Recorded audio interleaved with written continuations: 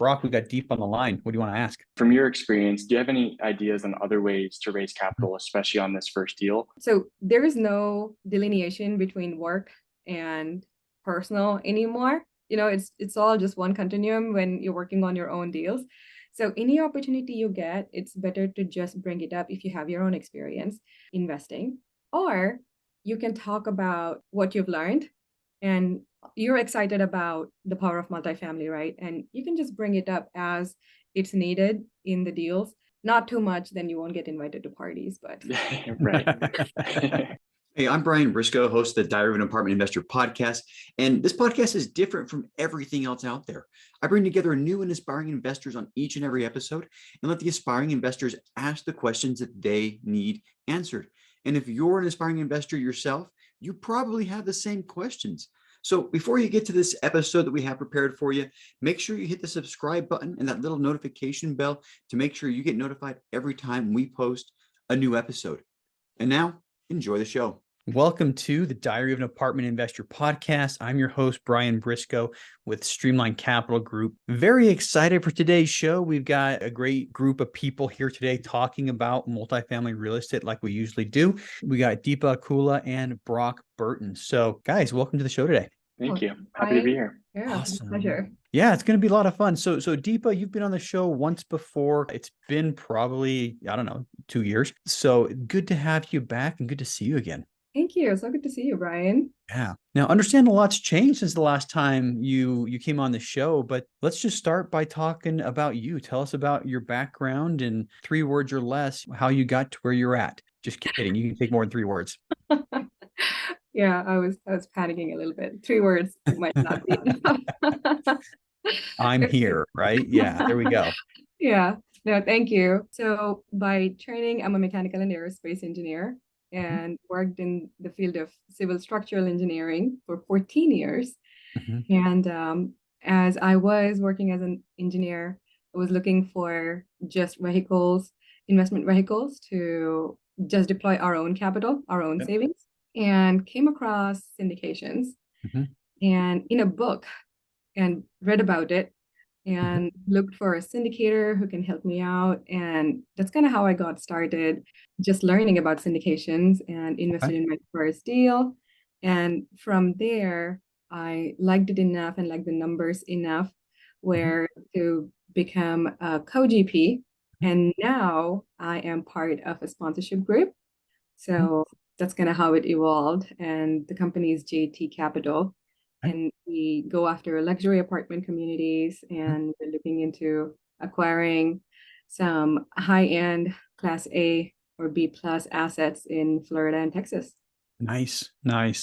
So let's back up a little bit, and I'll ask you to go a little bit deeper on certain spots. You said that you read about private placements, about the syndications, and then you decided to go look for somebody who was syndicating. What did you do to look, and how did you eventually find your first syndication? Primarily just ask around. I had a friend who, well, she's still a friend, and I asked her and she was a flipper. And I asked her, hey, do you know anyone? I like the idea of multifamily investments, and do you know anyone? And she goes, I know this person. I don't know how good she is, but I'll make a communication and I'll just introduce both of you. And that's kind of how it started, with an email communication. And I spoke to the sponsor and vetted her, asked the questions, and liked her enough where I invested with her. Nice. Okay, and so the next part you said is that you had a good experience with it and you wanted to be a co-GP. Can you walk us through, what got you there from your first investment to, hey, I can do this as a co-GP and maybe make a little bit more money? So I was happy being an LP, and I was bringing more people just by where I live and what I did for a living. I had a big network of just engineers and tech folks that learned about how we were investing our own capital and wanted to invest, but the sponsor did not know them. And I was happy to just send the sponsor to them, but there were 506B deals, and the sponsor actually could not accept their investments without one of the GPs knowing them. So they were enough of where she thought it was worth for me to be on the co-GP team. Oh, nice. And that's kind of how I got, because I was sending her contacts and they were like, Deepa, I can't accept their investment because I do not know them. And it was an active race at that point. Yep. So there was no time to get familiar with them. Right. And because I had a pre-existing relation with these folks, that's kind of how I became a co-GP. Nice. So you basically just started telling all your friends and counterparts what you were doing, and it sounds like they're like, man, I want in that too. How can I do that? Man, if it was only that easy. I think it is actually. But so that was your first GP, and you eventually transitioned to where you're working in real estate, full time. How did you go from that first GP deal to doing it more consistently and scaling? Yeah, thank you for that. Mhm. Once I had a full cycle limited partnership experience, I was an LP first, right? That was my experience. I really liked the numbers and it was all about economies of scale.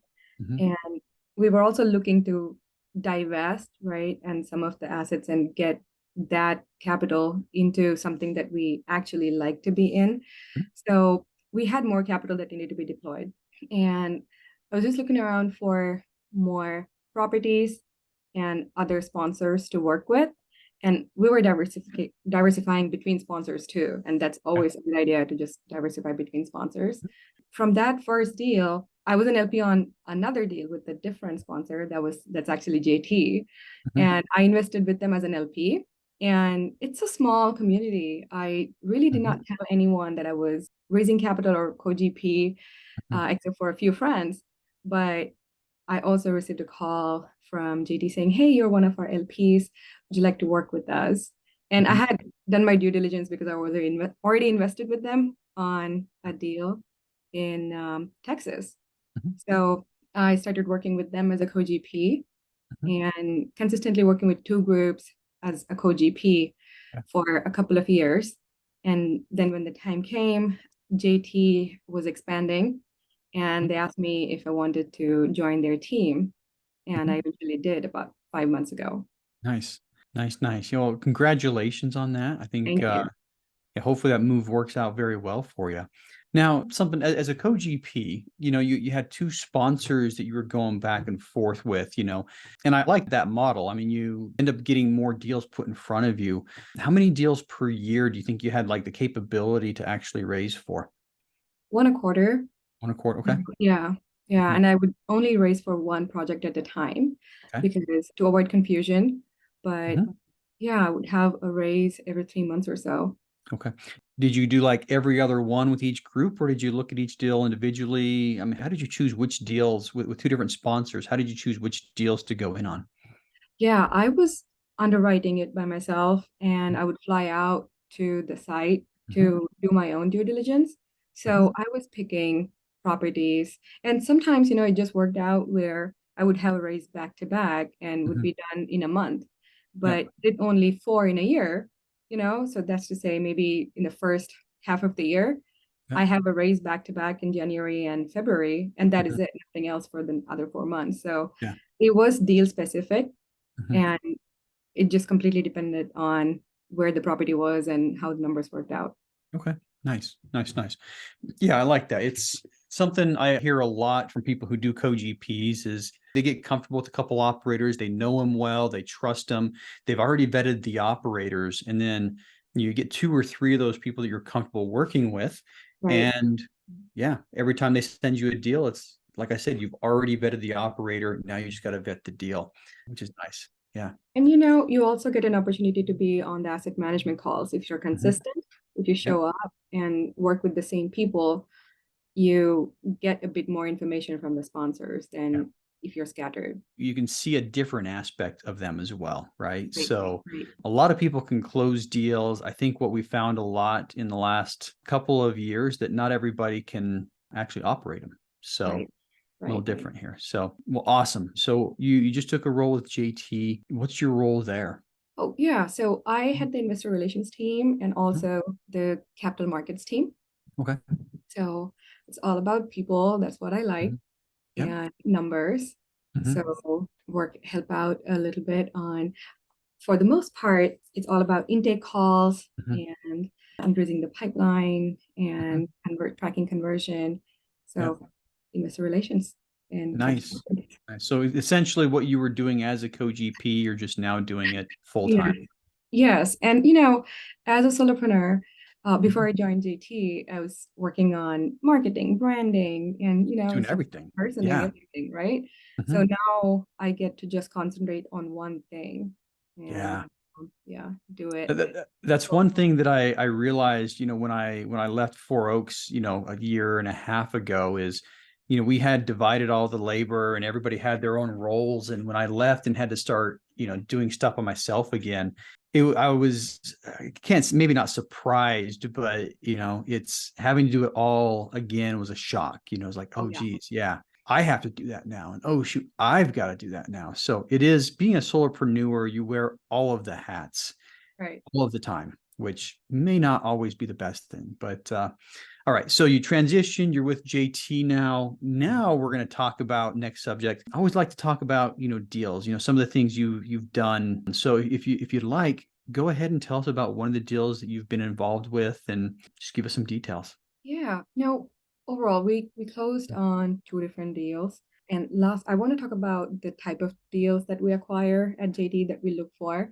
Okay. And they're all luxury apartment communities with residents that have the disposable income to pay for luxuries. Valet trash or just other amenities that might not be available or the residents might not be willing to pay in Class C assets. And to go after those assets, we have a pipeline with institutional investors who are divesting, and we get first right of refusal as they were divesting those assets. And the competition is also less because we get first right of refusal on some of the deals, and sometimes we get deals directly from the lender. So the pipeline is pretty strong, and we get to cherry pick which deals work out. And the last one that we closed was in Central Florida, 263 units, and we are right now in the process of renovations. And I think it'll take 1 more year to be done on that project. But, overall institutional grade assets, and how we operate the asset is active asset management. We know the asset management team knows who the delinquents are, who the troublemakers are, by the unit and by their name. And we also know the leaders, some residents are the ringleaders, and it's always good to know who they are. So active asset management makes a big difference. And, debt markets, going after loans, loan covenants, loan terms that are not always the lowest interest rate, because we have to consider the covenants and everything else that comes with the loan, not just the low interest rates. Awesome. So I like the idea of these types of assets. Now, why do you like these types of assets as opposed to like other asset classes? I mean, you're looking for the luxury, you mentioned the disposable income available, but why do you like those better than perhaps B class or C class besides the disposable income, or what does that buy you? Great question. We've noticed that it's actually slightly easier to run them and manage them, and with collections. I've noticed that during COVID. We've held assets through COVID, Class C asset and a Class B plus asset, and the collections at both the properties were like really, really different. We had only 2 residents that were delinquent, and they were business owners at one of the luxury apartments. And we had like a big percentage of residents that couldn't make rent at a Class C asset.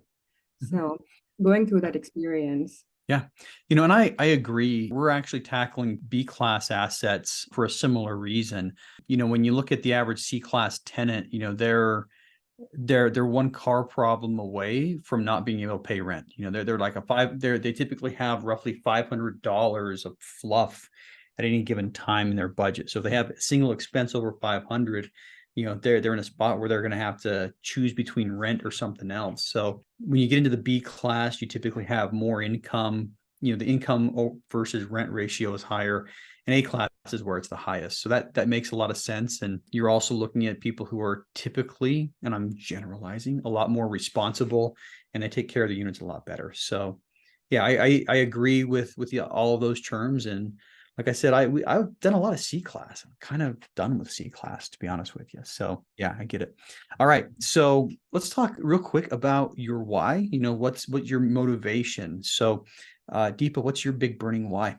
Oh gosh, my big burning why is my family. I know it's very generic, but it didn't really actually hit me until recently, where we had a family emergency with a health situation.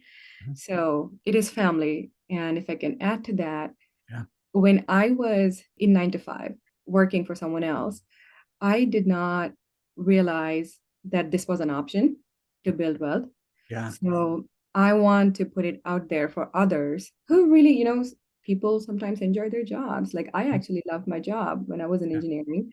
And it's also to spread awareness Mhm. to others that this is an opportunity for them to Yeah. invest in, and also build a legacy for my family at the same time. Yeah. Awesome. Awesome. I appreciate you sharing that. All right. Last question. What's next for you? Next for me, concentrating on the capital markets. I think that there is a big buying opportunity coming up Yeah. in 2024. And we want to be ready with the dry powder to tackle some of those and acquire them. So Yeah. just being ready for that buying opportunity, just being ready with the dry powder when it hits. Yeah. I've heard a lot about dry powder a lot, but if you know people with dry powder, send them our way, because we closed on one last week and should be closing on two more this week. So anyway, yeah, if you have people with dry powder that are looking for now, send them. Will But do. Congratulations, Brian. That's awesome. yeah. Awesome. All right, we're going to shift gears and bring Brock on. So Brock, how's it going? It is going well. Happy to be here. Awesome. Happy to have you here. So tell us about yourself. Sure. Yeah. So I grew up in Phoenix. I live here now in Phoenix, Arizona. Okay. Went to school at Grand Canyon University. Had the opportunity to play baseball there for 4 years. Met my wife Okay. there. I graduated with a sports management degree. Didn't really know what I wanted to do after college. Mhm. So I finished up my career post baseball career post college. Started reading the typical answer for an aspiring investor. Started reading Mhm. books, listening to podcasts, and really fell in love with the multifamily side of things and Okay. just the power that multifamily has to provide generational wealth, legacy for your family. And so recently, back in January of this year, joined for Josh Ferrari's mastermind program. Nice. So it's been super critical to my development over the last 10 or so months. So Nice. recently, I partnered with one of my baseball buddies from GCU, who actually lives in California right now, and we've been working every day to find that first deal and work towards that deal here in Phoenix. Nice. Yeah, Phoenix, good market. And I think it's a market where you're going to find a lot of properties on sale soon too. So So we are looking forward to that.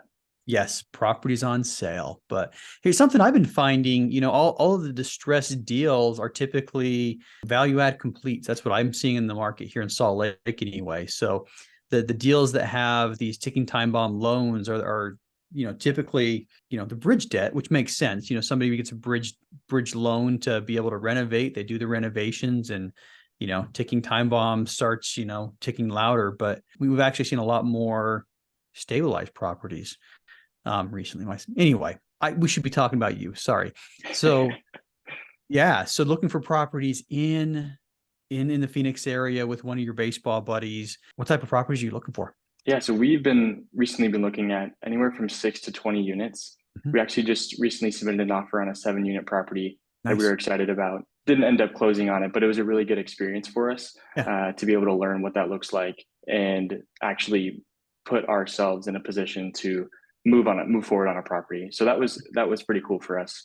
Awesome. But definitely staying in the class B and C realm for now Yep. and continuing to scale to more of the 30, 50, 100 plus units Mhm. as we grow this thing. Awesome. Awesome. Well, let's talk about motivation again. I mean, you mentioned a little bit about, what apartments bring you, but let's go one step deeper.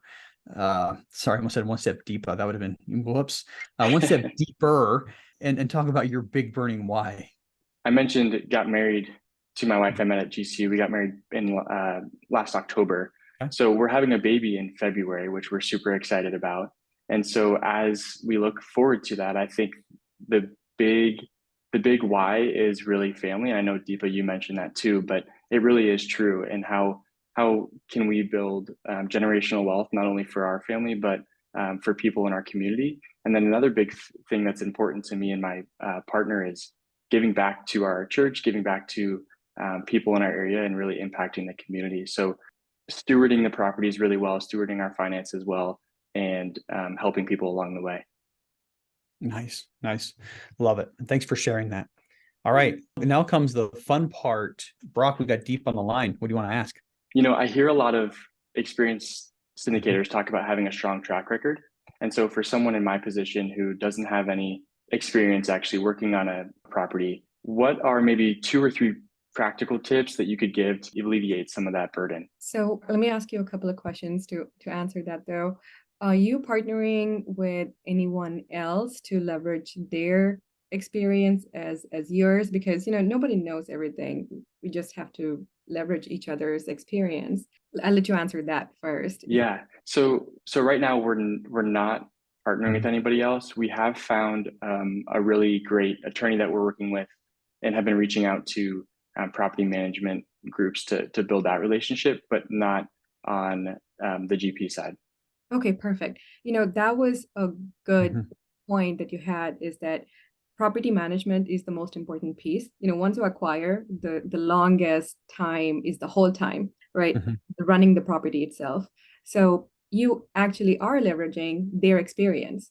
You are new to this, but they're not. The property management company is not. So you leverage their experience. And when it comes to your experience, Brock, in your past, you just highlight the goals that you achieved during your career. And that is your track record, right? So Right. if you have anything that you have achieved, you said you played baseball, and that I know it's not easy to stay there for all 4 years. So that just shows consistency, that you're focused, you are consistent, and you're in it to win it, right? So those things transfer over to whatever you do, to your family experience. So you just focus on your wins in the past and leverage your property management company's experience. Yeah. Right. The partnership part helps as well. We talked about, Deepa talked a lot about leveraging other people's experience. And, one question she asked up front is if it was just the two of you. I would recommend finding, besides the property management and the third party people around you, somebody else on your team that you can leverage, and, they don't have to be like a full-fledged member of the team, if that makes sense. It could be somebody that can just, back you up and, backstop you, So, you're in Joshua Ferrari's mastermind, maybe see if Josh or one of the people in that mastermind that are more experienced could back you up on a deal, and Right. because eventually you're going to need that as well. Eventually you're going to need somebody that can sign on the loan, and the lenders are going to be looking for somebody with experience. So personally, I think it's probably better you start off finding somebody with experience, because you're going to get more traction with brokers and more traction with everybody involved. Right. No, that's great advice. Thank you. Yeah. So next question I had for you would be more on the investor side of things. So me and my partner have recently been sending out emails, just updating our family and friends on what we're doing, why we're doing it, and kind of where we're at within that whole process. From your experience, do you have any ideas on other ways to raise capital, especially on this first deal, and how that may be tough for, me and my partner who don't have that experience that we just talked about? For me, what has worked was that I invested as a limited partner. I didn't even know that capital raising was a thing. I thought all the general partners just kind of raise capital, and which is true, all the general partners do raise capital, but there are some specific folks that they partner with to just bring in the capital too, right? I did not know that was a thing because I was not even looking for it. I just kind of happened to know folks that are interested in investing. Yeah. So to come back to your question, Brock, if you have invested, so there is no delineation between work and personal anymore. It's all just one continuum when you're working on your own deals. So any opportunity you get, it's better to just bring it up if you have your own experience investing, or you can talk about what you've learned and you're excited about the power of multifamily, right? And you can just bring it up as it's needed in the deals. not too much, then you won't get invited to parties, but Right. Yeah. but as you see fit, if you bring it up with folks, and if they see that you are excited and it's contagious. So Right. One big thing that we've been prioritizing is looking very professional and credible in the way that we are building our business. And so we feel like on the first deal, especially that plays a big role, or we think it may play a big role with these first time investors. I was curious if you feel that would be the same way. agreed, yes. I mean, being Okay. professional and projecting yourself as professionals, or want to build your business from scratch, and projecting where you want to go is definitely helpful. Great. And I like your buy box. You talked earlier about the type of deals you're looking for, and I think you said 6 to 20 units, right?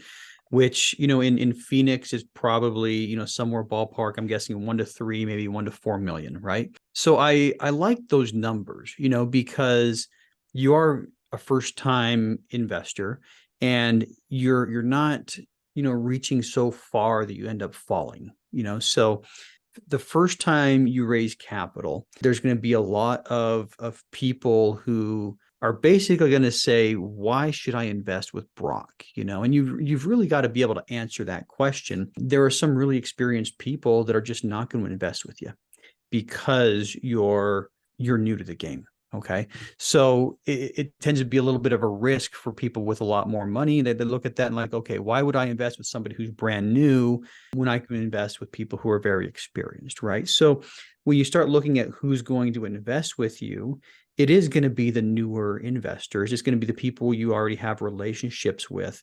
And so up front, I think those are the people you should concentrate on, the people that you should focus on raising money from, but obviously you want to keep on adding to your list, but those are the ones that are going to be most likely to invest with you first time around. And as you start getting more and more traction, you can start getting into like the bigger leagues of investors, move from the minors, double A to triple A to the major leagues in baseball talk. So Right. anyway, does that make sense? That does. Yeah. Super helpful. Thank you. Yeah.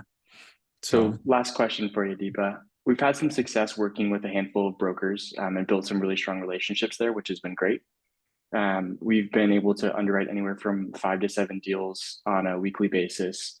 And obviously with the market, we've had a hard time finding deals that we feel comfortable submitting offers on.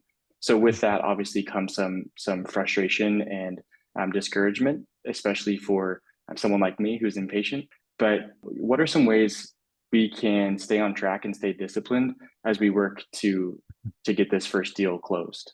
So you're really right. The timing in which you're starting can be discouraging, but knowing that the fundamentals work and trusting and being able to put the lead indicators, the effort is what that matters. At this point, you can't track the conversion rate, right? You don't know if you can raise capital, but that happens after you find a deal. But on the front end, what matters is the effort. And you're in Josh's mastermind, so really believing in the fundamentals and doing what needs to be done and just letting the results kind of follow.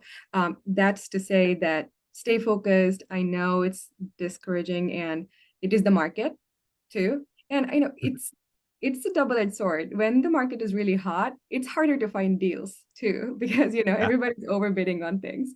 And now nothing pencils out because the interest rate is so high.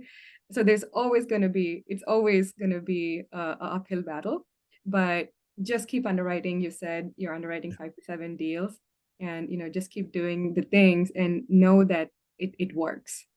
Yeah, it has worked for so many people. It will work for you guys if you put in the work. Right. Yeah, and it is very much fundamentals, and I think that's what Deepa is. I mean, if I were to boil down what Deepa said, it's fundamentals. You stick to the fundamentals, and she's absolutely right. I mean, 2021, money was so easy to come by. Everybody was trying to syndicate, and we were putting offers out where there were 20 other people, and it's just like, how are you going to get something?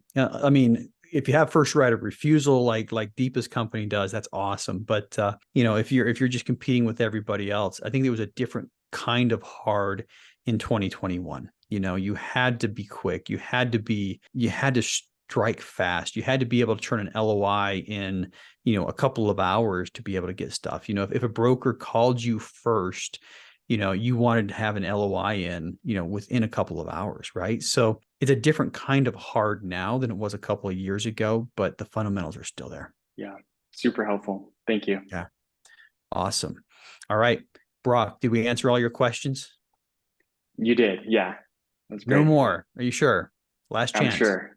Okay, cool. Well, we'll wrap it up then. Thanks both of you for coming on the show today. Very much appreciate your time. One last question for each of you. And Deepa, you get to go first. How can listeners learn more about you? Oh, please find me on LinkedIn Mm-hmm. at Deepareddy Akula. All right. And we'll put a link to your LinkedIn profile in the show notes. Brock, same question for you. How can listeners learn more about you? Yeah, same as Deepa. LinkedIn, I'm active on there. And then I forgot to mention our business, Calvary Capital. So you can check us out at calvary-capital.com. Awesome. And then our Calvary Capital on LinkedIn as well. We're going to start posting content to reach more investors. Awesome. Sounds good. All right. Well, once again, thanks for coming on this show. And that's a wrap. Thanks, Brian. Thank you, Brian.